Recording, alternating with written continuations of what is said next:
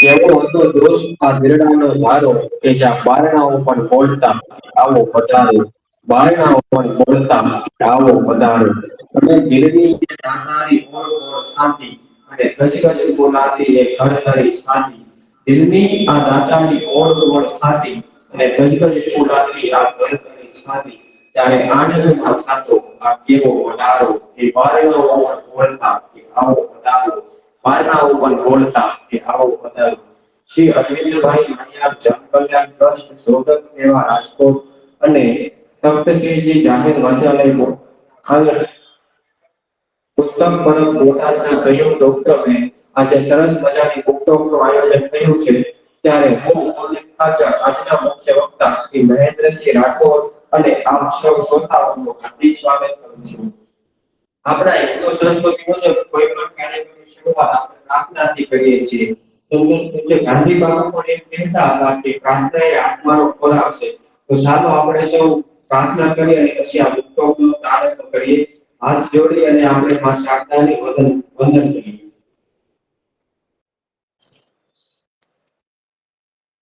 ઓમ સહનાવવતુ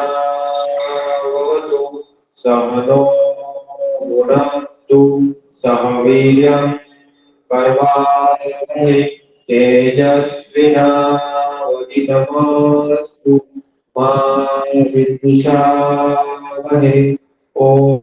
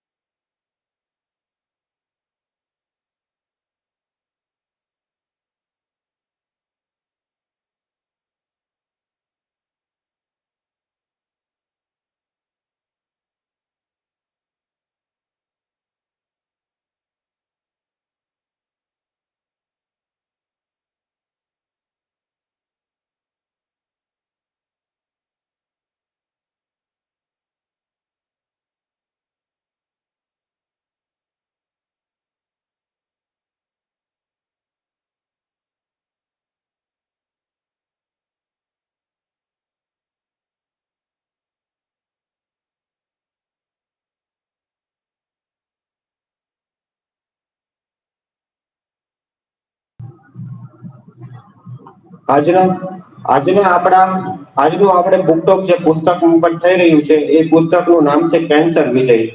કેન્સરનું નામ તમે સૌ કોઈએ સાંભળ્યું જ હશે. અને આ પુસ્તકના નામ છે ડો. બી. પટેલ. આજના સમયમાં કેન્સરનું નામ દરેક લોકોએ સાંભળ્યું હશે તેમજ નજીકના સ્નેહીજનોને તેમાં સંભળાતા પણ જોયા હશે. કેન્સર કેવી રીતે થાય છે તેની આપણને સમજ પડતી નથી.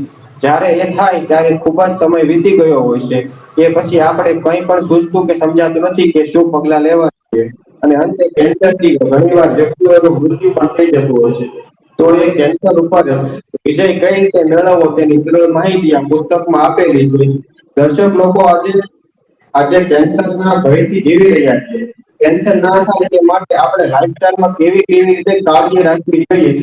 બધા પ્રશ્નોનું સમાધાન એટલે કે પુસ્તક.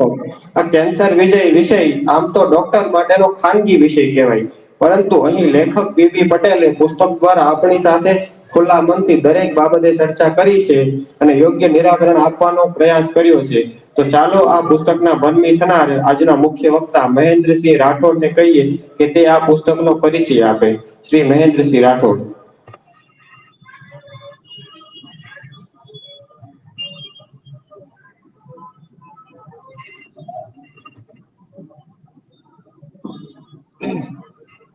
નમસ્કાર. માં શારદા અને ભગવાન ધન્વંતરીને પ્રણામ કરી અને આજે ખૂબ જે છે કેન્સર વિજય ડોક્ટર પીબી પટેલ દ્વારા લિખિત આજથી 22 વર્ષ પહેલા કેન્સર રોગ જયારે હજી ભારતમાં અને ગુજરાતમાં પાપા પગલી ભરતો હતો ત્યારના ડોક્ટરે લખેલી છે. અને ત્યારે જે કઈ સલાહ સૂચનો કે કેન્સર રોગ વિશે માહિતી આપેલી છે એ આજના જીવનમાં એટલી જ અગત્યની છે. એ માટે આ બુક ઉપર મને બોલવાની પર્સનલી ઈચ્છા થયેલી અને તે માટે પુસ્તક પરબ બોટાદ અને પુસ્તક શોધક પરિવાર રાજકોટ દ્વારા જે મને આજે મોકો આપ્યો છે એ બદલ હું એનો આભાર વ્યક્ત કરી અને મારી વાત શરૂ કરું છું. કેન્સર વિજય એટલે આપને માન્યતા એવી છે કે કેન્સર એટલે કેન્સર કે એ વ્યક્તિ હવે ખતમ થઈ ગયો કે એમાં હવે અથવા તેનું પરિવાર ખતમ થઈ ગયું. આવી માન્યતા જયારે પુસ્તક વિશે લખતા હોય છે ત્યારે આજથી 20 વર્ષ પહેલા હતી.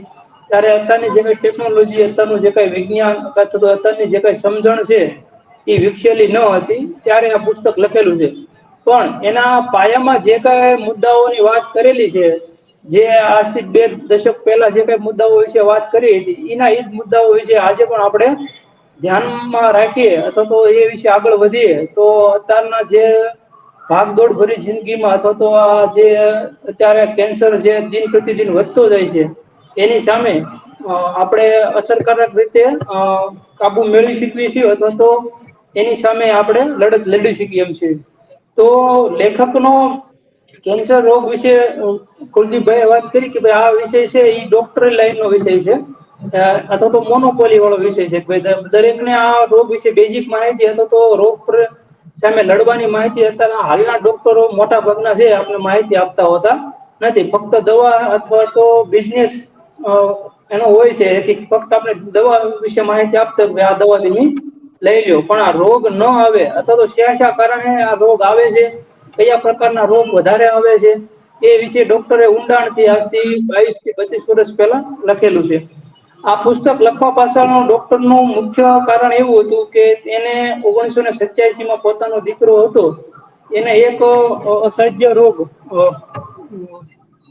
સેરીબ્રસ પાલસી નામનો રોગ થયેલો આજ 1987 માં અને એ ડોક્ટર પાસે પોતે કેન્સર સ્પેશિયાલિસ્ટ હતા પણ છતાં આ રોગ માટે પોતાના દીકરાને બચાવી શકેલ ન હતા અને સતત 2 વર્ષ અનેક ડોક્ટરો અને અનેક દવાખાનાને વિઝિટ કરવા છતાં અને છતાં પોતાના દીકરાને બચાવી શકેલ ના હતા પ્લસ ત્યારે એને ખબર પડી કે ભાઈ ડોક્ટર અને દર્દી નું શું હાલત થતી હોય છે તો દર્દી જયારે દવાખાનામાં જતા હોય છે અથવા તેની સાથે એના સ્નેહીજનો દવાખાને જતા હોય છે ત્યારે એની માનસિક શારીરિક આર્થિક પરિસ્થિતિ ન શું અસર થતી હોય છે એનો એને ખ્યાલ આવ્યો અને પછી એને લાગ્યું કે હું મારા દીકરાને બચાવી નથી શક્યો પણ હું જે રોગમાં સ્પેશિયાલિસ્ટ છું ઈ રોગ વિશે લોકોમાં જાગૃતિ આવે એ રોગ ની જે ભયાનકતા છે એ ઓછી થાય તો એના માટે આ પુસ્તક લખેલું છે કે આ કેન્સર રોગ છે એની બેઝિક માહિતી તમને આપું તો કેન્સર છે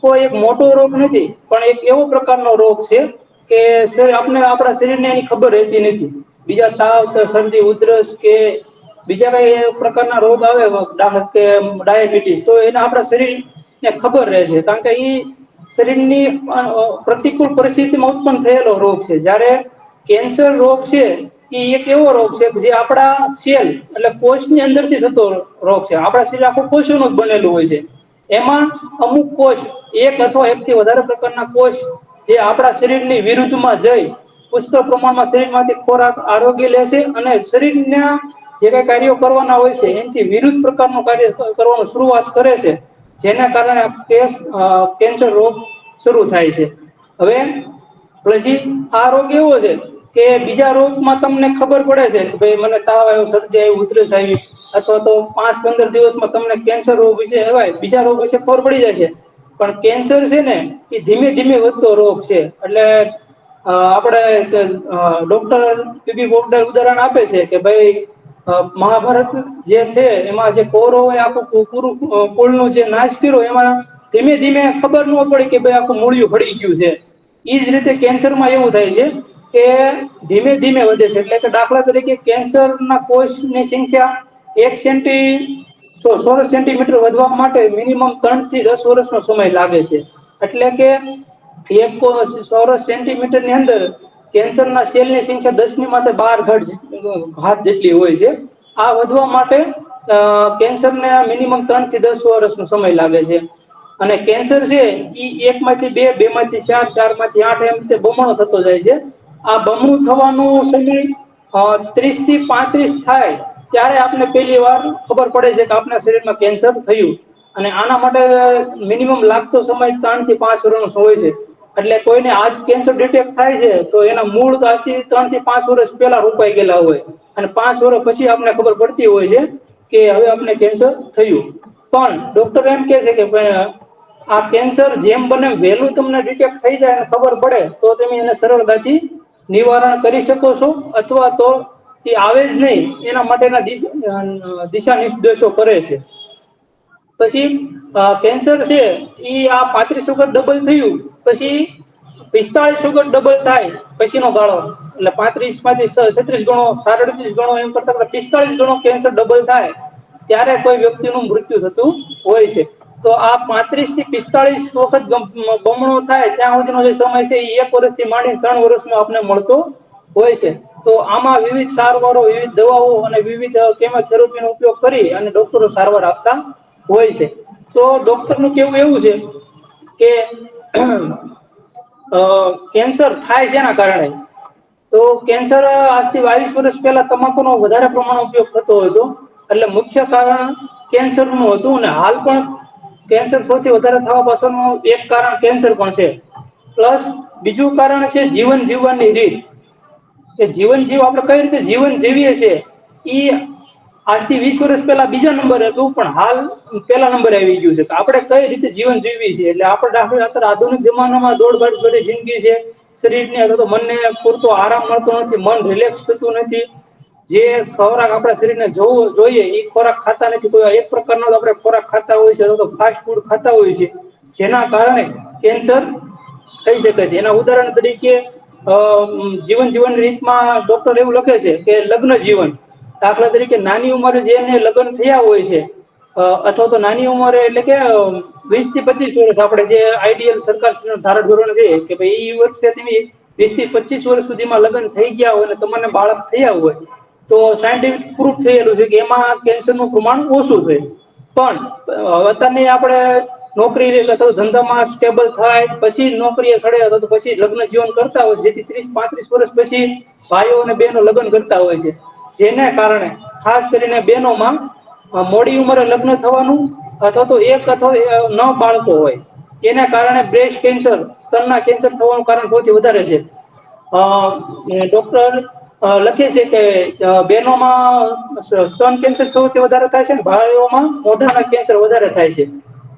તો એ જ આંકડા હતા હાલના 2023 ના આંકડા મુજબ જોઈએ તો ભારતમાં સૌથી વધારે 1 લાખ વ્યક્તિએ ભારતમાં હાલ 106 લોકોને કેન્સર થઈ રહે છે. એમાં સૌથી વધારે કેરળમાં થાય છે, અને સૌથી ઓછું દીવ દમણ લક્ષદ્વીપ એવા રાજ્યોમાં કેન્સર થાય છે.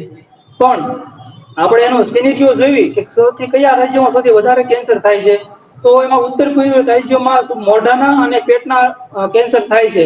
તો એની પાછળનું કારણ એવું છે કે ઉત્તર પૂર્વીય રાજ્યોમાં તમાકુનું સેવન વધારે કરવામાં આવે છે, માંસ વધારે ખાવામાં આવે છે, અને ઘરનો ધુમાડો ના આપણા ગુજરાતની ગેસ સુવિધા ઉપલબ્ધ નથી, એટલે ધુમાડાના લીધે એના મોઢાના અને પેટના કેન્સર વધારે થાય છે. પછી બીજા નંબરે છે પશ્ચિમ બંગાળમાં સૌથી વધારે કેસ થાય છે. તો એની પાછળનો ફેફસા અને મૂત્રાશય લઈને વધારે કેન્સર થાય છે. તો એમાં પશ્ચિમ બંગાળમાં પ્રદુષિત હવા અને પ્રદુષિત પાણીના કારણે આ કેન્સર વધારે થાય છે.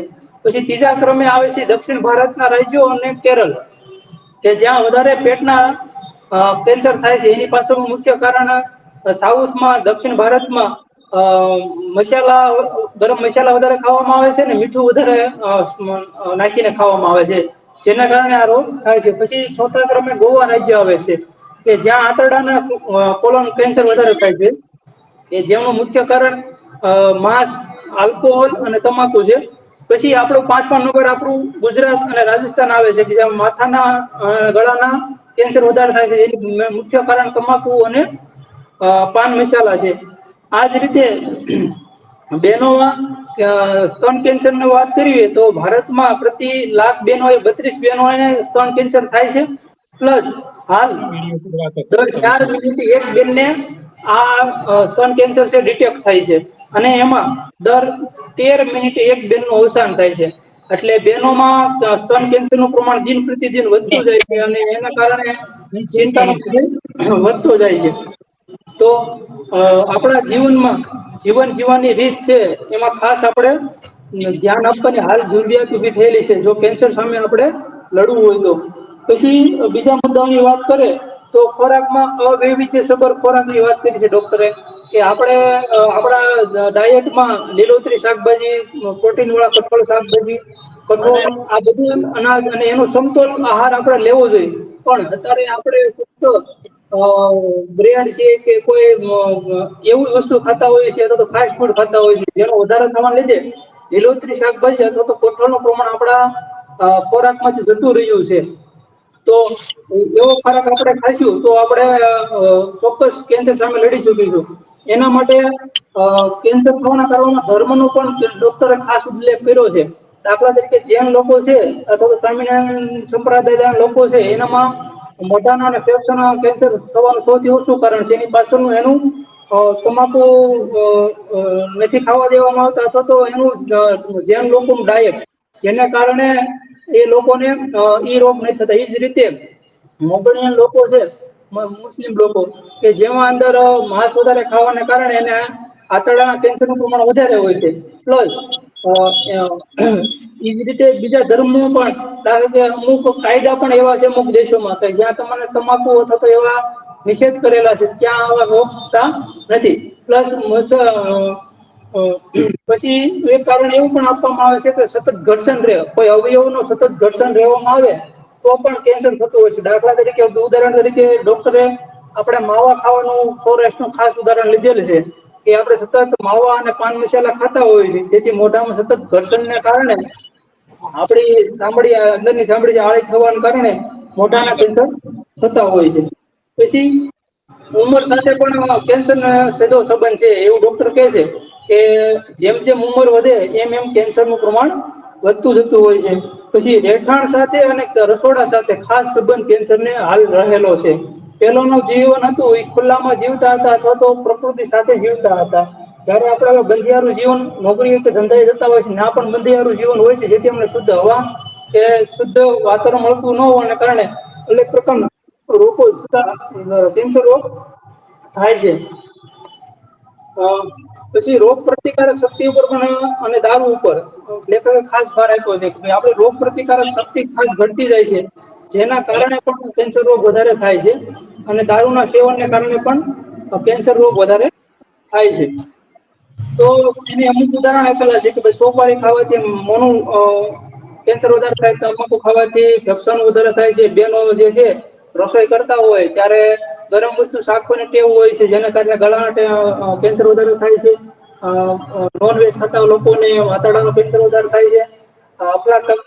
ફૂગ ને ફળ તમે મગફળી કે કોઈ કાજુ બદામ ખાવ તો એના કારણે લીવરનું કેન્સર વધારે થતું હોય છે. અને અમુક પ્રકારની દવાઓનું ઓવરડોઝ થવાને કારણે પણ શરીરમાં કેન્સર થવાનું પ્રમાણ વધતું હોય છે. કેન્સર છે એ આપને ખબર ક્યારે પડે કે અથવા તો એના ચિહ્ન શું છે એના વિશે વાત કરે ડોક્ટર એવું કીધેલું છે તમને ખબર પડતી નથી પણ અમુક એવા ચિહ્ન છે કે જેના કારણે આપને ખબર પડી શકે કે કેન્સર હોઈ શકે એટલે પેલા શંકાની દ્રષ્ટિએ જોઈએ તો ખબર પડે. તો એમાં એને 5 થી 6 એવા મુદ્દા આપેલા છે કે એના આધારે આપણે ખબર પડીએ કે આપણા શરીરમાં કેન્સર થયું છે. તો એમાંનું એક છે ન રૂઝાતું ચાંદુ, બીજું છે વધતી જતી ગાંઠ, જમવામાં તકલીફ પડતી હોય, અવાજ બદલાઈ જવો, ખાંસી આવી, ઝાડા પેશાબ કે ગળામાં લોહી પડવું અને પાચન ક્રિયા છે બરોબર થતી ન હોય અને આવું છે કોઈ બીજા કારણે ન થતું હોય અને કોઈ મેડિકલ લેબમાં ડિટેક્ટ ન થતું હોય તો પછી કેન્સર હોય શકે એટલે એના માટેના લેબ કરવા જોઈએ એવું ડોક્ટર કહે છે ને. હાલ એના માટેની sonography, endoscopy, tumour marker, mammography, MRI, CT scan, biopsy વગેરે અલગ અલગ ટેકનોલોજી આવેલી છે. એની વિશે વિસ્તારથી ડોક્ટરે વાત કરી છે કે ભાઈ બાયોપ્સી કઈ રીતે કરવામાં આવે છે, MRI કઈ રીતે કરવામાં આવે છે, આ રીતે અલગ અલગ વાત કરવામાં આવી છે.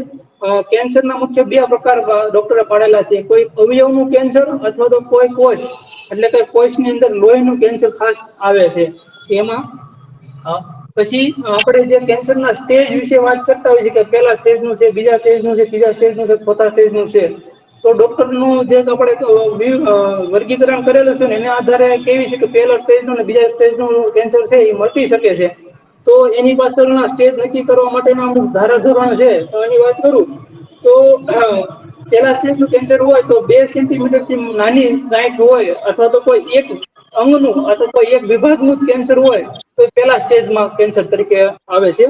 પછી બીજા સ્ટેજનું કેન્સર હોય તો 2 સેન્ટીમીટર થી માંડી અને 5 સેન્ટીમીટરની ગાંઠ અથવા તો કોષ હોય અને કોઈ એક વિભાગ પૂરતું તે કેન્સર હોય તો એ બીજા સ્ટેજમાં આવે છે. ત્રીજા સ્ટેજના કેન્સરમાં 5 સેન્ટીમીટર થી મોટી ગાંઠ હોય અને એક વિસ્તારથી બહાર વધેલું હોય એટલે કોઈ એક અંગથી બીજા અંગ સુધી વિસ્તરેલી હોય તો અથવા તો લસિકા ગ્રંથિમાં એ રોગ પહોંચેલો હોય તો ત્રીજા સ્ટેજનો રોગ કહેવામાં આવે છે, કેન્સર રોગ. અને ચોથા સ્ટેજમાં એવું હોય છે કે શરીરના બીજા અવયવો સાથે મજબૂત રીતે એ ગાંઠો એકબીજા સાથે જોડાયેલી હોય, ખાસ કરીને લીવર, ફેફસા, મગજ, હાડકા જે વગેરે અંગો સુધી એકબીજા અંગો સુધી કેન્સર પહોંચી ગયેલો હોય એટલે ઈ ચોથા સ્ટેજમાં આવી ગયો અને પછી રોગ સામે અસરકારક આપણને કાબુ મેળવી શકતા નથી એટલે આપણે ચોથા સ્ટેજમાં એવું કહેતા હોય છે કે હવે આ રોગ છે એ કાબુ બહારનો થઈ ગયો છે.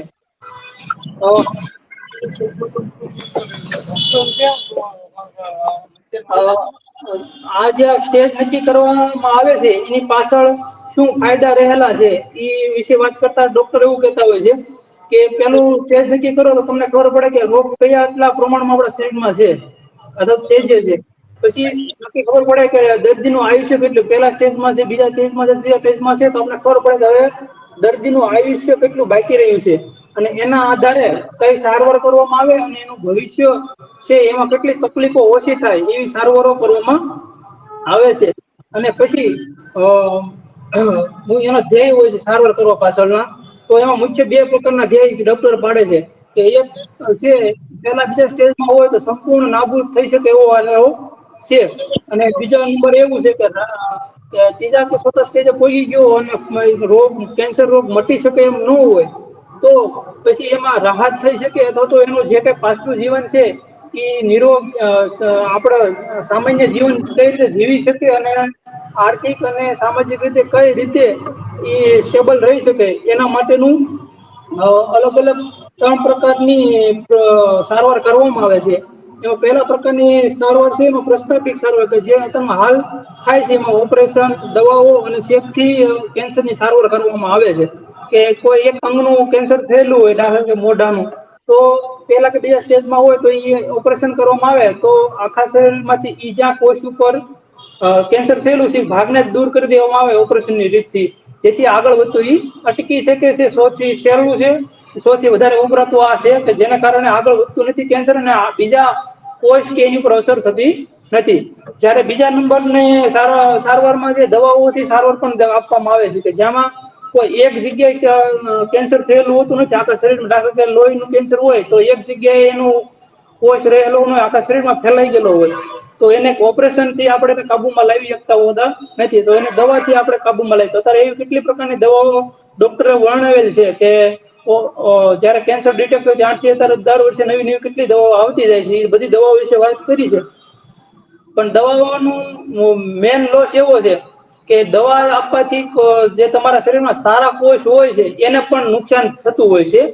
જેના કારણે તમે જયારે દવાનો ડોઝ લેતા હોય છો તો શરૂઆતમાં જયારે દવા તમારા શરીરમાં હોય છે ત્યાં સુધી તમારા શરીરમાં અણશક્તિ અથવા તો એની આડઅસરો શરીરમાં વર્તાતી હોય છે. પછી જયારે દવાનો શરીરમાંથી નીકળી જતી હોય છે પછી તમારા શરીરમાં ધીમે ધીમે એની આડઅસરો પણ જતી રહેતી હોય છે. એટલે આપણે કોકને કુટુંબમાં, સમાજમાં, ગામમાં જોયું હોય તો જયારે કેન્સરનું ઓપરેશન છે કે દવાઓ લીધેલી હોય તો એના વાળ જતા રહે છે અને પાછળથી વાળ આવી જતા હોય છે.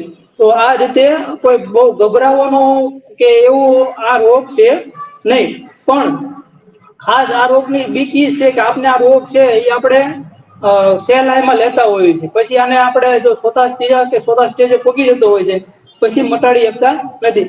પછી એક ત્રીજી પદ્ધતિ છે કે એમાં શેક આપવાને રેડિયો થેરેપી આપે છે ખાસ અત્યારે, કે એમાં જે કોષ ઉપર જ્યાં કેન્સર થયેલું હોય ત્યાં જઈને તે રેડિયો થેરેપી થી શેક આપવામાં આવે કે જેથી કોષનું મારી નાખવામાં તો બાળી નાખવામાં આવે, જેને કારણે આપણે આ રોગ આગળ વધતો અટકાવી શકાય.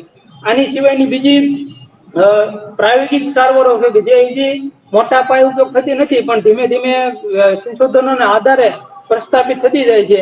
એમાં રસીકરણ, હમણાં આપણે સાંભળ્યું છે કે રશિયાએ કેન્સર રસી શોધી છે, તો એના ઉપર પ્રયોગો શરૂ છે. પછી આપણે રોગ પ્રતિકારક શક્તિ એટલે તે આપણે રસી કહેતા હોય છે કે એની ઉપર ખાસ ડોક્ટરે ભાર દીધો છે. પછી બીજી એવા પણ સંશોધનો થઈ રહ્યા છે કે જયારે આ કોઈને શેક આપવામાં આવે તો શરીરનું તાપમાન વધી જતું હોય છે, તો એ શરીરનું તાપમાન અથવા તો એક્સરે કિરણોની શરીર પર આડઅસર ન થાય એના માટે પણ સંશોધનો થઈ રહ્યા છે. તો એના પણ ધીમે ધીમે આગળ જતા ભવિષ્યમાં એ પણ ઉપાયો આવશે કે જે તમને આપણે કોઈ શેક આપે તો આપણા શરીરમાં જે આડઅસરો થતી હોય છે એ આપણા બાહ્ય દેખાવમાં અસર ન થાય. તો આ રીતે અલગ અલગ સારવાર થાય છે. પ્લસ બીજું એક પ્રકારની એ પણ સારવાર છે, એમાં લોકપ્રિય સારવારો કે જે વૈજ્ઞાનિક રીતે સિદ્ધ થયેલી નથી પણ છતાં અમુક અમુક લોકો અથવા તો વેદો આની ઉપાય કરતા હોય છે. એમાં વનસ્પતિના મૂળ અને પાંદડાનો ઉપયોગ કરતા હોય છે, શિવાંગનો ઉપયોગ કરતા હોય, ગાજરનો રસનો ઉપયોગ કરતા હોય છે, ઘઉંના જવારા, પછી પોલિશ કર્યા વગરના ચોખા, નેચરોપેથી અને વિટામિન્સ અને બીજી ઘરગથ્થુ કેટલા પણ એવા ઉપાય છે કે જે દાખલા તરીકે હળદર, હમણાં સિંધુજીએ વાત કરી હતી એ પ્રમાણે અલગ અલગ ઔષધિઓનો ઉપયોગ કરી અને પછી તમે તમારી ઇમ્યુનિટી પાવર વધારી અને કેન્સરને કઈ રીતે પ્રતિકારક શક્તિ મેળવી શકો છો એની ઉપર છે. પછી ખાસ તો આ બુકમાં મને 16મું પ્રકરણ છે કે આશા અમર છે, એમાં જે વિચાર આપવામાં આવ્યા છે જે આપણી ભારતીય સંસ્કૃતિ અને પૂર્વીય સંસ્કૃતિ સાથે સંકળાયેલા છે, જે આપણે ધ્યાન, યોગ કે રોગ પ્રતિકારક શક્તિ વધારવી, મનને ધ્યાનમાં બેવું, જે આપણે અત્યારની યુવા પેઢી માનતી નથી એના વિશે ડોક્ટરે પણ ભાર દીધું છે. અને પશ્ચિમ સંસ્કૃતિમાં આના માટે સાયકો ન્યુરો ઇમ્યુનિટો કરી સિસ્ટમ ડેવલપ થયેલી છે કે વિચારો, મગજ અને રોગ પ્રતિકારક શક્તિનું વિજ્ઞાન એવું હવે પશ્ચિમી સંસ્કૃતિ સ્વીકારતી થઈ છે ને એના ઉપર સંશોધનો થતા જાય છે. એનું લેટેસ્ટ ઉદાહરણ હું તમને આપું તો મેં સર્ચ કરીને આવ્યો છું કે 2016માં જેને 2016માં ફિઝિયોલોજી અને મેડિસિનનું નોબેલ પ્રાઇઝ મળેલ છે એવા ડોક્ટર યોશિનો ઓઉસુમી કરીને એક ડોક્ટર છે જાપાનના, એને એક થિયરી આપી છે ઓટોફેજી. ઓટોફેજી એટલે કે ફાસ્ટિંગ કહેવામાં આવે છે, આપણે ગુજરાતીમાં ઉપવાસ. ઉપવાસ ઉપર જે એને થિયરી ડેવલપ કરી અને કેન્સર સામે લડવાની શક્તિ પૂરી પાડી છે. તો એ ઉપવાસ પદ્ધતિ છે એમાં આપણા શરીરની અંદર જે કેન્સરના અથવા તો બિન ઉપયોગી કોષ છે એ ઉપવાસ કરવાને કારણે આપણા શરીરમાંથી નાશ પામે છે, અથવા તો જે પ્રોટીન આપણા શરીરમાંથી વધારાનું પ્રોટીન કેન્સર વાળા કોષો લઈ ગયા હોય છે એની પાસેથી શરીર પાછું રિકવર કરે છે. તો આ થિયરી આપી જેના કારણે 2016માં ઓશિનોરી નોબેલ પ્રાઇઝ આપવામાં આવ્યો છે. એટલે ડોક્ટરને આજથી 20 વર્ષ પહેલા એવી જે ચિંતા હતી એ અત્યારે સિદ્ધ થાય છે કે જયારે પશ્ચિમી સંસ્કૃતિના દેશો આના પર સંશોધન કરશે અને સિદ્ધ કરશે ત્યારે આપણે આપણી ભારતીય સંસ્કૃતિને માનતા થઈશું. એ હાલમાં સિદ્ધ થતું હોય એવું મને લાગે છે કે 2016માં જેને નોબેલ પ્રાઇઝ મળ્યું એ આપણા ઉપવાસ પદ્ધતિ જે વર્ષો જૂની હતી પણ આપણે એને આપણા જીવન સાથે, ધર્મ સાથે સંકળાઈ લીધી છે. એટલે આપણી યુવા પેઢી માનતી નથી પણ હવે વિજ્ઞાન પણ એ સિદ્ધ કરી લીધું કે ઉપવાસ છે ઈ કોઈ પણ ભલભલા રોગને, એમાં કેન્સર હોય કે બીજા અત્યારના આધુનિક રોગો છે એ બધા રોગમાં કાબુ મેળવી શકે છે. એ જ રીતે 2018નું જેને ફિઝિયોલોજી અને મેડિસિનનું નોબેલ પ્રાઇઝ મળ્યું એવા જેમ એલિસન અને તસુકુ હોન્સુ એને ઇમ્યુનોથેરેપી નામની કેન્સર સામે થિયરી આપી કે જે રોગ પ્રતિકારક શક્તિ વધારવા માટેની છે, કે આપણું શરીર જો રોગ પ્રતિકારક શક્તિ ડેવલપ કરશે તો આપણા શરીરમાં કેન્સર આવશે નહીં. એટલે આપણા પૂર્વજો આપણું આયુર્વેદ જે કીધું હતું કે ભાઈ આપણે રોગ આવે એ જ પેલા આપણે રોગ ન આવે એવા નિવારક પગલા લેવી તો આપણે રોગો કેન્સર પણ નથી આવી શકતું. અને આપને એમ હતું કે ફક્ત આ કેન્સર રોગ છે આધુનિક રોગ છે અથવા તો હાલનો રોગ છે, પણ તમે આયુર્વેદ અથવા તો આપણા અષ્ટાંગ હૃદય, સરક સંહિતા, સુષુપ્ત સંહિતા જે કઈ આપણા પ્રાચીન સંસ્કૃતિના ગ્રંથો છે એનો અભ્યાસ કરો તો એમાં જેમ મધુપ્રમેહ ડાયાબિટીસ માટે છે, એમ જ તે કેન્સર માટે એક બૃહદ રોગ નામનો શબ્દ વાપરેલ છે, કે જે બૃહદ રોગ છે એ કોઈક વ્યક્તિ એવું કહેવામાં આવે છે કે ક્યારેક કોઈક વ્યક્તિને થતો હતો, કારણ કે આ રોગ છે એ આપણા શરીરમાં નકામા સેલ છે એ ડેવલપ થાય તો જ થતો હતો. એટલે પેલાનું જે આજથી 2000-5000 વર્ષ પહેલાનું જે જીવન ધોરણ હતું એ પરિશ્રમ વાળું હતું, જેથી આપણા શરીરમાં અશુદ્ધિઓ કે જે કઈ મેલ હોય એ નીકળી જતો. જયારે અત્યારનું આપણું આધુનિક જીવન છે એ બેઠાડું જીવન થઈ ગયું છે, કસરત વગરનું જીવન થઈ ગયું છે, ફાસ્ટ ફૂડ વાળું જીવન થઈ ગયું છે, શુદ્ધ શાકભાજી અને ફળ ખાતા નથી. જે કઈ ફળ કે શુદ્ધ શાકભાજી અને ફળ ખાવામાં આવે છે એમાં પણ પુષ્કળ પ્રમાણમાં જંતુનાશક દવાઓ અને રાસાયણિક ખાતરનો ઉપયોગ કરી ઉત્પાદન વધારવામાં આવે છે, જેના કારણે એ જે જંતુનાશકો ફ્રૂટમાં અને શાકભાજીમાં રહી ગયેલા હોય છે એ આપણા ખાવામાં આપણા શરીરમાં અંદર જતા હોય છે. એના કારણે આપણા શરીરમાં ધીમે ધીમે ડેવલપ થતા હોય છે, અથવા તો આપણા સેલને નુકસાન કરીને કેન્સર સેલ બનતા હોય છે. તો જયારે ડોક્ટર પીબી પટેલે આશા અમરસિંહ એમાં યોગ ઉપર ખાસ ભારણ આપે છે કે ભાઈ મન તંદુરસ્ત છે તો તન અને શરીર તંદુરસ્ત રહેશે. પછી સબાસન ઉપર સારું કહેવામાં આવે છે. પછી આપણે કલ્પના શક્તિ, કવિતા વગેરે થેરેપીનો ઉપયોગ કરી અને આપણા શરીરને રિલેક્શન કરવું જોઈએ. અત્યારનું જે આપણું દોડ ભરી જિંદગી છે એમાં આપણે શાંતિથી 2 મિનિટ બેસી પણ શકતા નથી, અથવા તો આપણા શરીર સાથે વાત પણ કરી શકતા નથી. તો આ યોગ, સબાસન, સંગીત તમને જેમાંથી મનને શાંતિ મળે એવા આપણે કાર્ય પણ સાઈડમાં દિવસમાં કરવા જોઈએ, એવું ડોક્ટરનું ખાસ આહવાન છે. એના માટે એને આપણા ઉદાહરણ આપેલા છે કે ભાઈ આયુર્વેદમાં અથવા તો આપણા પુરાણ ગ્રંથોમાં જે છે સર્વ સંહિતા, સુશ્રુત સંહિતા, એમાં 2-3 પહેલા જ પેજ ઉપર અથવા પહેલા જ ફકરામાં કીધેલું છે કે રોગનું કારણ શું. તો રોગનું કારણ છે કે વર્ષા, ગ્રીષ્મ, શીત એ 3 પ્રકારની ઋતુ છે. એટલે કે ચોમાસું, શિયાળો, ઉનાળો 3 ઋતુ છે એમ. પછી શબ્દ, સ્પર્શ, રૂપ, રસ અને ગંધ એ 5 પ્રકારના અર્થ છે. અને શરીર, મન અને વાણી આ 3 પ્રકારના કામ છે. આ સર્વનો હીન, મિથ્યા કે અતિ યોગ, અતિ ઉપયોગ કરવામાં આવે તો પણ તમને રોગ થાય છે, પણ એનો સમ્યક સપ્રમાણમાં ઉપયોગ કરવામાં આવે તો એ આરોગ્યનું કારણ બને છે. એ જ રીતે ભગવદ્ ગીતામાં પણ સમ્યક યોગ વિશે વાત કરેલી છે કે જેનો આહાર યોગ્ય હોય, એટલે સમતોલ આહાર હોય, સમતોલ વિહાર હોય અને સમતોલ શ્રેષ્ઠા હોય, એટલે કે વાત કરવાની શક્તિ અથવા તો કોઈ પ્રતિભાવ આવવાનું છે એ સમતોલ ક્રોધિત ન થતો હોય, કે આવું સમય પ્રમાણમાં જો તમે એનો નિર્ણય કરો તો તમને રોગ થતો નથી. એજ રીતે આ શારીરિક રોગની વાત થઈ. પછી એક માનસિક રોગ વિશે પણ ડોક્ટર કહે છે કે મનના દોષનું મુખ્ય ઔષધ છે એ બુદ્ધિ, ધીરજ અને આત્મા વગેરેનું જ્ઞાન છે. જ્યાં સુધી આપણે પૂરી માહિતી ન હોય તો આપણું મગજ છે એ એની સામે પૂરી રીતે સમતોલ થઈ શકતું નથી. એટલે જે ભગવદ્ ગીતામાં સત્વગુણ, રજોગુણ, તમોગુણ ની વાત કરી છે એ જ માનસિક રૂપમાં લાગે પડે છે કે જો તમારામાં રજોગુણ અને તમોગુણ હશે તો મનના દોષો વધશે અને એને લીધે માનસિક રોગો થશે. તો આજ રીતે રોજે રોજ તમે જો યોગ્ય પ્રમાણમાં આહાર વિહારનું સેવન કરો અને જોઈ વિહારી કામ કરતા રહો તો આપણે આ કેન્સર રોગ થતો નથી. એના માટેની જે પશ્ચિમી સંસ્કૃતિ એ સાયકો ન્યુરો ઇમ્યુનોલોજી કરીને વિજ્ઞાન સાયન્સ ડેવલપ કરેલું છે, જે આપણું પૂર્વીય પ્રાચીન સંસ્કૃતિમાં જેને આપણે ધ્યાનમાં બેસવું, યોગ કરવા, કસરત કરવી જેની વાત કરતા હતા એ વાત પશ્ચિમી સંસ્કૃતિ એ સ્વીકારી છે હાલ. અને હવે આપણે આધુનિક પેઢી છે એ આપણા વડવાઓનું માનતી નથી, અથવા તો આપણું જે જૂના પ્રાચીન ગ્રંથો નથી એને નથી માનતી. પણ જયારે પશ્ચિમી સંસ્કૃતિના દેશો કઈ સંશોધન કરે છે તો આપણે એને અપનાવતા હોય છે. તો હવે એક ડોક્ટર એવું કે છે કે ઓછા કરશે, ઓછી તકલીફ આપણે કેન્સર ઉપર કઈ રીતે કાબુ મેળવી શકીએ. જેને કેન્સર થઈ ગયું છે અથવા તો નથી થયું તો એને આ ઉપર વિજય મેળવવો હોય તો કઈ રીતે. તો એમાં પેલું મુખ્ય કારણ ઉપાય આપેલો છે કે આપણે આરોગ્યની અભિવૃદ્ધિ, એટલે કે ઇમ્યુનિટી પાવર આપણે વધારવો, રોગ પ્રતિકારક શક્તિ આપણા શરીરમાં વધારવી પડશે. જે આપને કોરોના દરમિયાન ખાસ ખબર પડી કે આપણા શરીરમાં જો રોગ પ્રતિકારક શક્તિ ડેવલપ થયેલી હશે તો આપણે કોઈ પણ રોગ આવશે નહીં. તો કેન્સરમાં પણ ડોક્ટરે પીબી પટેલ આજથી 22 વર્ષ પહેલા આ વાત કરેલી છે. જેના કારણે જો રોગ પ્રતિકારક શક્તિ વધારવી હોય તો નિયમિત કસરત કરવી પડશે, મનને આનંદિત રાખવું પડશે, વિવિધતાપૂર્ણ સમતોલ ખોરાક ખાવો પડશે કે જેમાં આપણે આપણા શરીરની અંદર જે કઈ વિટામિન, પોષક તત્વો, ખનિજ દ્રવ્યોની જરૂરિયાત છે એ પૂરતા પ્રમાણમાં લેવા પડશે.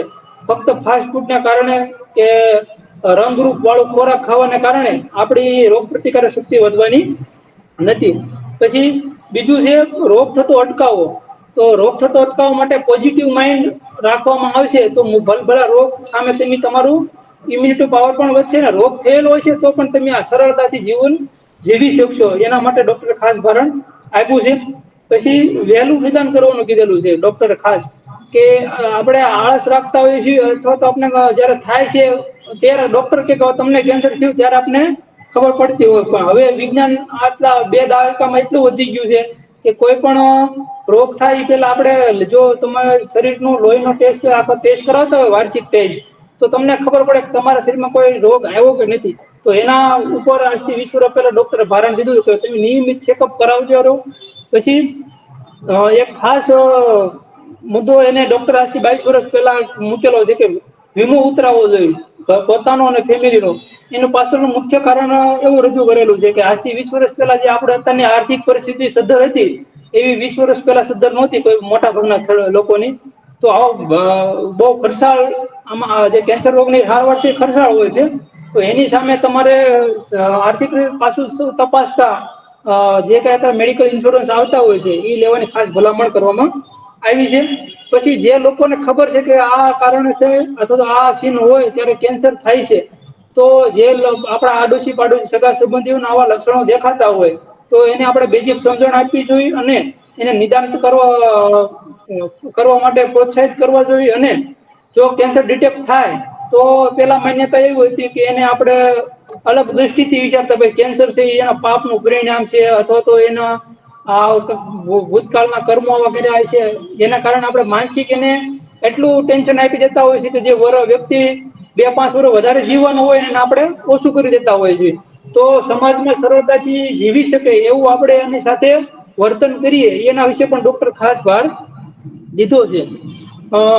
પછી બીજું એવું કહેવામાં આવ્યું છે કે ખોરાક કેવો ખાવો. એટલે દાખલા તરીકે છેલ્લા 5 વર્ષથી આપણે ગુજરાતમાં રાજ્યપાલ છે આચાર્ય દેવવ્રતજી, એને પ્રાકૃતિક કૃષિ વિશે વાત કરી છે કે એમાં ખેડૂતોને પ્રાકૃતિક કૃષિ કરવા પ્રેર્યા છે, પ્લસ લોકોને બિન રાસાયણિક અને જંતુનાશક દવા વગરનો ખોરાક ખાવા માટે પણ જાગૃત કરે છે.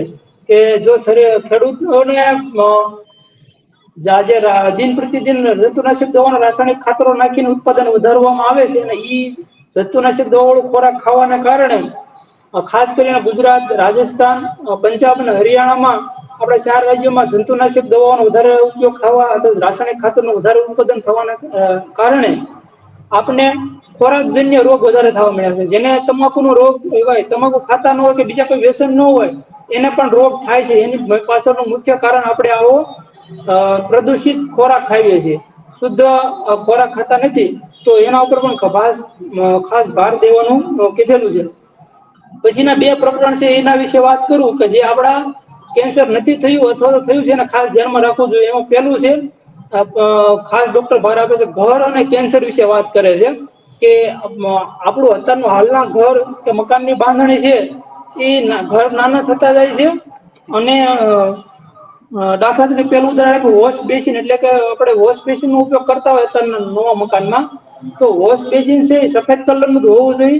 જેના કારણે આપણે જયારે બ્રશ કરવી કે ગળપા કાઢવી તો કેવા કલરનો ગળપો નીકળે છે એનું આપણે સરળતાથી નિરીક્ષણ કરી શકીએ. એ જ રીતે સંડાસ વોશરૂમની વાત પણ કરેલી છે કે સંડાસનું જે કઈ સ્ટાઇલ ને બધું હોય છે એ સફેદ કલરની રાખવાની, કારણ કે આંતરિક આપણા શરીરની જે અશુદ્ધિઓ છે જ્યાંથી બહાર નીકળતી હોય એના ઉપર આપણે નિરીક્ષણ કરતા હોતા નથી. જો નિરીક્ષણ કરતા રહીશું તો આપને ખબર પડશે કે આપણા શરીરમાં કયા રોગ આવેલા છે. એ જ રીતે બાથરૂમની વાત કરીએ તો બાથરૂમમાં ડોક્ટર એવું કહે છે કે સફેદ સ્ટાઇલ હોય છે, પ્લસ બાથરૂમની અંદર મિનિમમ 2 મોટા કાચ હોવા જોઈએ કે જેમાં તમે તમારા શરીરનું બાહ્ય નિરીક્ષણ કરી શકતા હોય. કારણ કે હાલ ડોક્ટરનું માનવું છે કે લગભગ 1 લાખ લોકો એક વ્યક્તિ એવો માણસ છે કે જે પોતાનું શરીરનું બાહ્ય નિરીક્ષણ કરતા હોય છે કે આખા શરીરમાં મને કઈ ગાંઠ થયેલી છે કે કઈ ડાઘો પડ્યો છે. એવું નાતી વખતે જો આપણે ધ્યાનમાં રાખશું તો આપને ખબર પડશે કે આપણે અહીંયા એનું નિદાન કરી શકશું. એ જ રીતે વેન્ટિલેશન, તો પેલાના મકાન જે કઈ હતા એમાં હવા સરળતાથી ઘરમાં પસાર થઈ શકતી હતી અને બહારનું જે કઈ વાતાવરણ છે એની કરતા ઘરનું વાતાવરણ શુદ્ધ હતું, જ્યારે હાલમાં બહારનો જે પ્રદૂષણ આંક હોય એની કરતા ઘરની અંદર, રૂમની અંદર અથવા તો ઓફિસની અંદર તમે જો કઈ પ્રદૂષણનો આંક માપવામાં આવે તો ઘરમાં વધારે, અથવા તો આપણે જે કઈ રસોડું છે અથવા તો જે આપણે ઓફિસમાં બેસીએ છીએ એનું બહારના રસ્તા કે મકાન બહારની જે જગ્યા છે એ કરતા વધારે પ્રદૂષણ હોય છે. તો ખાસ વેન્ટિલેશન પ્લસ આપણે જે કઈ દેખાદેખીમાં કલર, ફર્નિચર, પડદા, શાલ વગેરેનો ઉપયોગ કરતા હોય છે એમાં પણ કેન્સરજન્ય તત્વો રહેલા છે. એને ડોક્ટરે ખાસ વાત કરેલી છે, જેના કારણે આપણે એવું કીધેલું છે કે સાદું અને સરળ વસ્તુઓ વાપરો, કુદરતી શક્તિનો ઉપયોગ કરો. દાખલા તરીકે પ્રકાશ, પાણી અને વાયુ છે એનો કુદરતે જે આપેલું છે એ આપણે ઉપયોગ કરતા થઈ.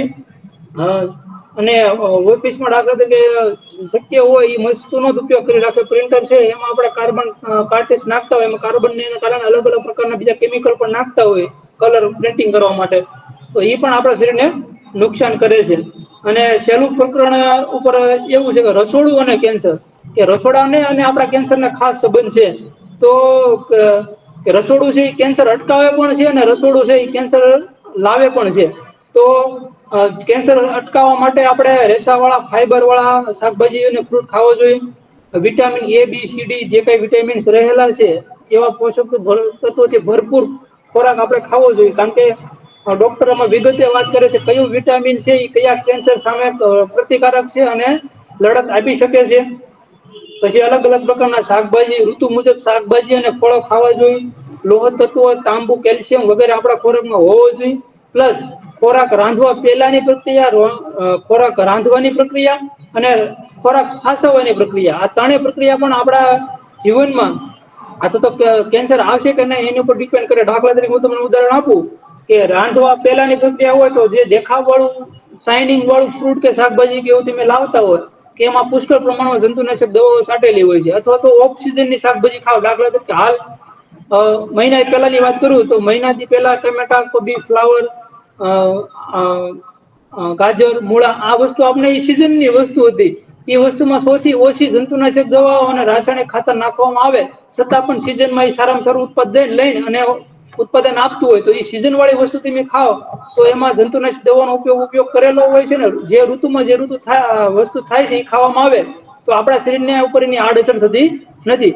પણ અત્યારનો આધુનિક યુગ અને દેખાવડો યુગના કારણે આપણે ઓફ સિઝનની વસ્તુ, દાખલા તરીકે શિયાળામાં આપણે ગુવાર ને ભીંડો ખાવાની અથવા દૂધી ખાવાની ઈચ્છા થાય, એ જ રીતે હમણાં ઉનાળો આવશે તો ઉનાળામાં તમને કોબી, ફ્લાવર ખાવાની ઈચ્છા થશે અથવા ગાજર. તો ઓફ સિઝનની વસ્તુ તમે જયારે ખાવાનું પસંદ કરો છો ત્યારે ઓફ સિઝનમાં ઉગાડવા માટે અમે જે ક્ષેત્રમાં હું નોકરી કરું છું અમને ખબર છે કે કેટલી પ્રકારની જંતુનાશક દવાઓ અને રાસાયણિક ખાતરો નાખવામાં આવે છે. તો ઈ વસ્તુ તમે લાવો છો તો એ તમારા શરીર પેલું સ્ટેપ બને છે. પછી બીજું રસોઈ બનાવવાની પદ્ધતિમાં, દાખલા તરીકે છે એલ્યુમિનિયમ ના વાસણો છે એમાં તમે કોઈ પણ વસ્તુ બનાવો તો એમાં એલ્યુમિનિયમ ઓક્સાઇડ નામનો ગેસ છૂટો પડે અને શરીરને હાડકા નબળા પડે, પ્લસ આવા કેન્સરજન્ય રોગ થવાની શક્યતા વધે છે. એ જ રીતે તૈયાર થયેલો ખોરાક છે અને આપણે ફાસ્ટ ફૂડ નો જમાનો છે તો કોઈ પણ હોટલમાં કોઈ પણ વસ્તુ બનાવવામાં આવે છે એ જો વેસાય નહીં તો બીજા દિવસ માટે પણ એ સંગ્રહ રાખવામાં આવે છે. તો મંચુરિયમમાં ખાસ કરીને મોનોસોડિયમ ગ્લુટાઇટ કરીને જે અજીનોમોટો નામનો જે ફેમસ વસ્તુ નાખવામાં આવે છે એ વસ્તુ છે એ કેન્સરજન્ય છે. ખાસ કરીને જયારે બીજા વિશ્વયુદ્ધ દરમિયાન આનો બોમ્બ મારો થયેલો ત્યારે આ વસ્તુ નાખવામાં આવી હતી ને કેટલી પણ વ્યક્તિ જાપાનમાં મૃત્યુ પામેલી હતી. એ વસ્તુ મોનોસોડિયમ ગ્લુટાઇટ હતું એને આપણે અજીનોમોટો કરીને બજારમાં વેચવા માંડ્યા. આપણો સ્વાદ વધારે, જીભનો સ્વાદ વધારવા માટે આપણે શરીરમાં નાખીએ છીએ પણ એ ખરેખર આપણા શરીરમાં કેન્સર કરે છે. પ્લસ બીજું છે નાઇટ્રાઇટ અને નાઇટ્રેટ એવા પ્રિઝર્વેટિવ પણ વપરાતા હોય છે ને આ સિવાય બીજા પણ પ્રિઝર્વેટિવ વપરાશે ફૂડમાં વપરાતા હોય. તો નાઇટ્રેટ દાખલા તરીકે આપણા કહેવામાં આવે છે કે એરટાઈટ પેકિંગ આવતું હોય છે બધું વેફર કે એવું રેડી, તો એમાં જે ગેસ ભરેલો હોય નાઇટ્રેટ ગેસ ભરેલો હોય છે જેના કારણે પણ કેન્સર થતું હોય છે. પછી વધારે પ્રમાણમાં આપણે જો ખાંડ ખાવીએ, ગળપણ વધુ પ્રમાણ ખાવી, મીઠા વાળી વસ્તુ વધારે ખાવામાં આવે, પ્રાણી પ્રોટીન વધારે ખાવામાં આવે તો આપણે કેન્સર થવાની શક્યતા વધારે છે.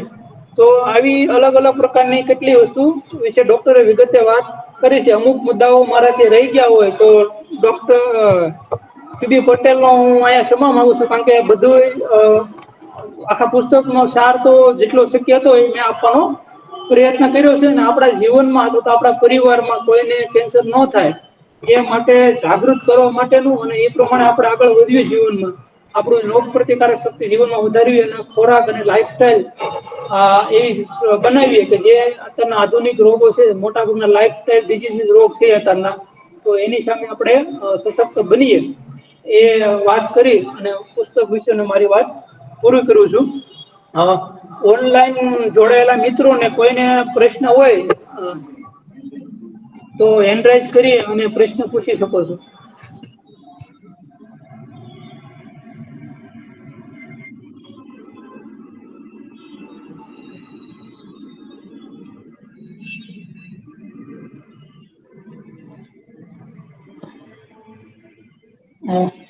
ઓનલાઈન જોડાયેલા વ્યક્તિઓ કે પરિવારને કોઈને બુક વિશે પ્રશ્ન હોય અથવા તો કેન્સર રોગ વિશે તો પ્રશ્ન પૂછી શકો છો. પિનાકિનભાઈ, પિનાકિનભાઈ પૂછી શકો.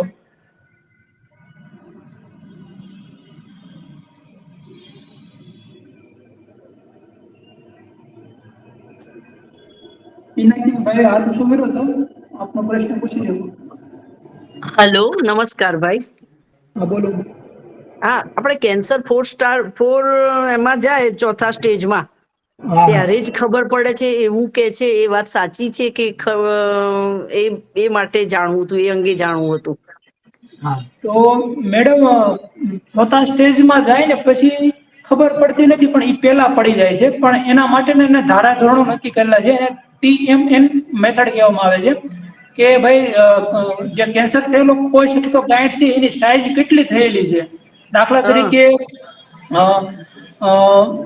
2 સેન્ટીમીટર થી માંડી અને 5 સેન્ટીમીટર સુધીની સાઈઝ થયેલી હોય છે તો ઈ આપને હમ પેલા સ્ટેજ અથવા બીજા સ્ટેજમાં હોય છે. આ સ્ટેજમાં આપને રોગ સામે સરળતાથી કાબુ મેળવી શકીએ છીએ. અથવા તો કોઈ એક અંગ સુધી રોકાયેલું હોય કેન્સર, ત્યાં સુધી આપણે હમ એને સરળતાથી કાબુમાં ઓપરેશન થી, દવાથી અથવા તો કેમોથેરાપી થી મેળવી શકીએ છીએ.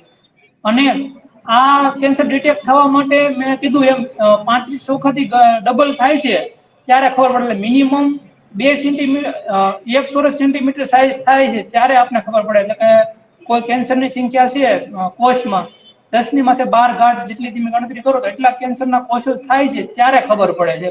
પછી અમુક કેન્સર એવા છે કે ઈ કોઈ એક જગ્યાએ સોટેલા હોતા, એક જગ્યાએ હોતા નથી. કેન્સર નું લાક્ષણિકતા એવી છે કે ઈ છૂટું છૂટું રહેલું હોય કોષ. એક સાથે સરળ આપણે જે સાદા કોષ શરીરના કોષ હોય એ સરળતાથી જેમ દિવાલની જેમ ચોટેલા હોય છે એમ ઈ હમ હોતા નથી, વિખાઈ ગયેલા હોય છે. તો જો ઓકે ઈ કોઈ એક અવયવ કરતા વધારે અવયવ સાથે સોટાયેલા હોય તો એક કરતા વધારે અવયવ સુધી પહોંચી ગયેલા હોય પછી એનું હમ સરળતાથી રોગ નિવારણ કરી શકાતું નથી. પણ ત્રીજા અને ચોથા સ્ટેજમાં પોગેલા કેન્સરમાં ડોક્ટર એવું કહેવામાં આવે છે તો તમે નિયમિત હમ સારવાર લેવો, યોગ્ય સમયે સારવાર લેવામાં આવે તો તમારું જે કઈ જીવન પાછલું જીવન છે એ તમે સરળતાથી સમાજમાં જે રીતે જીવે છે એ રીતે તમે જીવી શકો. 2 વર્ષ જીવવાના હોય તેની જગ્યાએ 5 થી 10 વર્ષ જીવી શકો. પ્લસ બીજા રોગ કરતા આ રોગ નો પ્લસ પોઈન્ટ એવો છે તમને સમય આપે છે, પાછલો સમય કે ભાઈ હવે મને કેન્સર થયું છે, ચોથા સ્ટેજ નું છે તો મારી પાસે વર્ષ 1-2 વર્ષ છે તો હું એ 2 હમ વર્ષમાં મારા પરિવારનું જે શક્ય હોય એટલું મારથી આયોજન થઈ શકે. દાખલા પૈસા આર્થિક દ્રષ્ટિએ કે બીજું કઈ હમ તમને એટેક આવશે કે બીજો કઈ રોગ થશે એમાં તમને ટાઈમ આપતો નથી. આ રોગ તમને નથી ટાઈમ નથી આપે છે આયોજન કરવા માટે, ભવિષ્યના આયોજન. મને રોગ થયો છે તો જો બચી શકાય હોય તો તમને બચાવશે, નહીં બચી શકાય તો આપણે સરળતાથી અથવા તો પાછલું જીવન આપણા પાછલા પેઢીનું જીવન કઈ રીતે આગળ વધારવું છે એ અગર ખાસ તમે આયોજન કરી શકો. ઓકે ઓકે ઓકે ઓકે, બહુ સરસ સરસ સરસ જાણકારી આપી. ખૂબ ખૂબ આનંદ સાથે આભાર માનું છું ભાઈ. ખરેખર ઘણું જાણવા મળ્યું, ઘણું જાણવા મળ્યું. તમારી વાતો અમે સાંભળીએ છીએ શાંતિથી ત્યારે એમ થાય કે આટલું બધું સરસ જાણકારી અને આપણી જે જૂની પદ્ધતિઓ છે ને એ આધારિત તમે જે કામ કર્યું ને એ માટે તો ધન્યવાદ આપું છું અને ખૂબ ખૂબ પ્લસ રાજી હવે ખબર. હું તમને કહી દઉં કે દરેક ધર્મની છે ને આરોગ્યને લગતી ને ખોરાકને લગતી અલગ અલગ ખાસિયત છે. હું કોઈનો સાચી વાત ધર્મનો વિરોધ પણ નથી કરતો અને કોઈની આગવી લાક્ષણિકતા ના વધારે બરાબર માન છે. પણ નથી આપતો. પણ દરેક ધર્મમાં છે. દાખલા તરીકે એક ડોક્ટર ગર્ગ કરીને છે એને મોમેડિયન હા. લોકો ઉપર એક રિસર્ચ કરેલું છે ભાઈ કેન્સર સૌથી ઓછા ક્યાં છે, તમે યુટ્યુબમાં પણ સર્ચ કરી શકો કે કયા ધર્મના લોકોને સૌથી ઓછા રોગ થાય છે. તો એમાં અરબ કન્ટ્રીના દેશોને વધારે સૌથી ઓછા કેન્સર થાય છે. એની પાછળનું એને રિસર્ચ પેપર આગળ કર્યું તો એવું કે છે કે એને રમજાન મહિનો રહેશે, એક મહિનો ઉપવાસ કરે છે, જેને હા કારણે હા એના શરીરમાં કેન્સરના જે કઈ હોય કોષ એ મરણ પામે છે. રેડી. એ જ રીતે મેં હા તમને એટલે કીધું કે 2016 જેને નોબેલ પ્રાઇઝ મળ્યું છે એને પણ આ થિયરી હમ આપી ઓટોફેજી કે જે આપણી પ્રાચીન હમ સંસ્કૃતિ છે, જૈન લોકોની હમ હોય કે આપણા હિન્દુ સંસ્કૃતિમાં જે છે કે ઉપવાસ હમ પદ્ધતિ છે. તો પેલા એવું હમ કહેવામાં આવતું આયુર્વેદમાં કે અઠવાડિયે એક વાર ઉપવાસ કરવો જોઈએ, હા મહિને 3 દિવસનો ઉપવાસ કરવો જોઈએ, વર્ષમાં મિનિમમ 7 દિવસનો, એટલે આપણે જે નોરતા આવતા ચૈત્ર મહિના અને નવરાત્રી આપણે આસો મહિનાના હમ ઈ નોરતામાં આપણે ફક્ત દાંડિયા રસ લેવાનો કે રાત્રિ ભોજનનો કાંઈ ઉલ્લેખ કરેલો નથી, કઈ પણ જ નહોતું કઈ જ શક્તિનો નહોતું ઉપયોગ કરી વાસ્તવમાં. આપણે ભગવાનને આસ્થા રાખવાની છે, મન તંદુરસ્ત રાખવાનું છે ને શરીરમાં શરીરનું શુદ્ધિકરણ કરવા માટે આપણે કઈક ઉપવાસ કરી શકીએ એને ઉલ્લેખ કરેલા હમ એટલે હવે શું થયું છે કે હવે તો દાખલા તરીકે 11 કે ફલાહાર કે એટલે ફલાહારમાં પણ એટલું બધું કાઢી દીધું છે કે એમ થાય કે વાસ્તવમાં જે દિવસે નથી ખાતા ને એટલું એ દિવસે ખાઈ લઈએ છીએ, અને એટલે જ આ કેન્સરનું કારણ બને છે વધારે. જે દિવસે આભાર. નથી ખાવાનું હોતું ફલાહાર હોય છે ને, જે દિવસે ઉપવાસ હોય ને એ દિવસે સૌથી વધારે ખવાય છે. પછી તેલ વિશે પણ ડોક્ટરે વાત કરેલી છે કે રિફાઇન તેલ ઓછું કરી શક્ય હોય ત્યાં સુધી તેલ અને અશુદ્ધ ઘી, એમ ગાયનું શુદ્ધ ગાયનું ઘી ખાવ તો આયુર્વેદ હાથ પડે છે, વાંધો નથી. પણ એનું પણ પ્રમાણ હોય છે કે શુદ્ધ ઘી ખાવું હોય તો રોજની એક ચમચી ખાવાની ભલામણ છે. પણ પછી આપણે શિયાળો આવે તો અડદિયો બનાવીને પુષ્કળમાં ખાય તો એની પણ આડઅસર તો થાય જ છે. એટલે કોઈ થાય પણ છે થાય વ્યક્તિનો છે.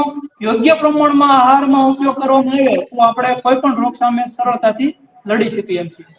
બહુ સરસ સરસ સરસ સરસ જાણકારી સાથે ખૂબ ખૂબ આભાર માનું છું ભાઈ, ખરેખર બહુ સરસ સરસ મજા આવી ગઈ તમારી પાસે વાતો સાંભળીને. ઓકે. બીજા કોઈ જોડાયેલા ભાઈઓ બહેનોને કોઈ પ્રશ્ન હોય તો? બહુ સરસ વાતો કરી હો, કે જાણકારી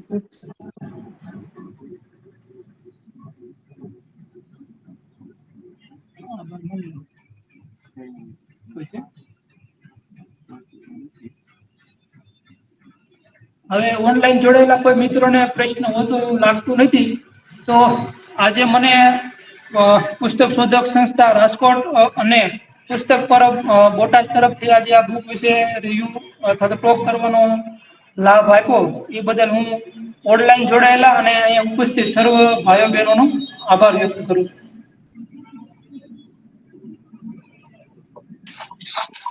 ઉપવાસ જ શ્રેષ્ઠ છે, એને ખાવાની બંધુ ખૂબ આભાર નરેન્દ્રભાઈ. આપને જે કેન્સર વિશેની જે માહિતી આપી અને આ પુસ્તક સાંભળીને અમને ઘણું બધું જાણવા મળ્યું. અને ખાસ કરીને જે તમે વાત કરી કે આશા અમર છે પોઝિટિવ થિંકિંગની, તો તે સાચી વાત છે. આપણે અહીંયા કોઈ પણ બીમારી હોય એટલે આપણે ખબર પૂછવા જઈએ. એટલે કદાચ ગમે એટલી જીવલેણ બીમારી હોય અથવા તો તે વ્યક્તિ મૃત્યુની છેલ્લી અવસ્થાએ હોય તો પણ આપણે એમ જ કહે છે કે બધું સારું થઈ જશે, તું આશા ન છોડતો. આપડે એમ નથી કેતા કે બસ હવે તારા છેલ્લા દિવસો છે એમ બધું સારું થઈ જશે. એટલે મને એક વાત યાદ આવે છે, મને મારા પ્રાથમિક શાળાના શિક્ષકે કરેલી કે એક બાળકીને ચામડીને લગતો કઈક રોગ હતો, જેનાથી એની આખી ચામડીમાં જે ડાઘા હતા. ત્યારે કોઈએ એને એવું કીધેલું કે જે તું સવારના જે સૂર્યનો તડકો છે એ કિરણોની તારા મોઢા ઉપર આવે એટલે બેસીશ તો તારી બીમારી સારી થઈ જશે. હવે એ છોકરીને એવી કોઈ ખબર નથી કે આ બીમારી સારી થશે કે નહીં, ક્યારે થશે. પણ છતાં પણ કે છે ને કે આશા અમર છે, એ રીતે એને આશા રાખી કે હું સૂર્યની સામે જે સવારનો તડકો લઈશ તો મને આ ચામડીની બીમારી છે એ સારી થઈ જશે. તો એ મુજબ એને વર્ષો સુધી એવું કર્યું અને એની બીમારી સારી થઈ જાય છે. એમ આપણે આશા અમર છે એટલે કેન્સરના દર્દીઓ પણ આશા રાખવાની. તેમજ ભાઈએ જેમ વાત કરી કેન્સર ના થાય એ માટે શું કરવું, આપણે જે રોજિંદી આપણા ઘર રસોડું એમાં કઈ વ્યવસ્થાપન કરવું જેનાથી આપણે કેન્સરથી બચી શકીએ, એ સાંભળી અને અમને ખુબ જ મજા પડી અને ઘણી બધી જાણકારી મળી. જેનાથી આપણે કેન્સરના જે સ્ટેજીસ છે કે કઈ રીતે કયા કયા લક્ષણો દેખાય એ કદાચ આપણે આજુબાજુમાં કોઈ વ્યક્તિને હોય તો તેને પાણી પેલા પાળ એમ સમય પેલા સજાગ કરી શકીએ. બસ મળીએ આવતા રવિવારે કોઈ નવા વ્યક્તિ સાથે. આપ સૌ જોડાયા અને શાંતિથી આ પુસ્તકને માણી અને જાણી એ બદલ આપ સૌનો આભાર. ખૂબ સુંદર કુલદીપભાઈ. નમ્રતાબેન તો નથી લાગતા જોડાયેલા. નમ્રતાબેન છે?